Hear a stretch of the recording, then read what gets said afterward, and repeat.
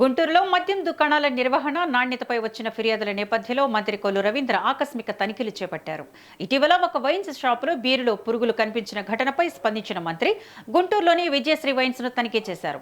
ఇక ఉదయం 6 గంటలకే షాపులు తెరుస్తున్న ఘటనపై కూడా మంత్రి తీవ్రంగా స్పందించారు. ఈ క్రమంలో గుంటూరు అబ్కారీ శాఖ కార్యాలయాన్ని సందర్శించి అధికారులతో పరిస్థితిని సమీక్షించారు. ఈ సందర్భంగా మద్యం విక్రయాల సమయాల విషయంలో ఎవరైనా నిబంధనలు ఉల్లంఘిస్తే కఠిన చర్యలు తీసుకుంటామని మంత్రి హెచ్చరించారు. మద్యం నాణ్యత విక్రయాల వ్యవహారంలో ఎక్కడ విమర్శలకు తావు లేకుండా కూటమి ప్రభుత్వం కట్టుదిట్టమైన చర్యలు తీసుకుంటుందని స్పష్టం చేశారు.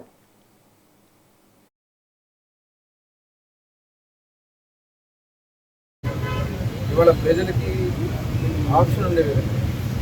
ఇక్కడ 5 సంవత్సరాలు జగన్మోహన్ రెడ్డి బ్రాంచ్ తప్ప వేరే బ్రాంచ్ ఎక్కడా కూడా ఆనాడు షాప్స్లో అవైలబిలిటీలో ఉండే కాదు. కానీ ఇవాళ దేశంలోనే ఉన్నటువంటి అన్ని బ్రాంచ్లు కూడా ఇవాళ ఆంధ్ర రాష్ట్రంలో నిర్వహించడం.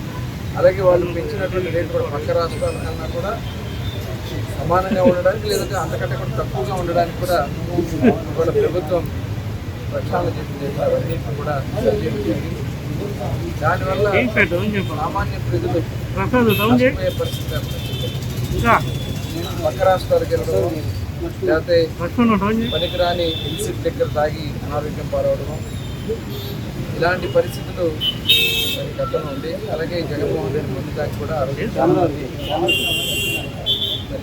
అనారోగ్యం పాలయ్యారు. ఇవాళ ప్రజలకి ఆప్షన్ ఉండేది.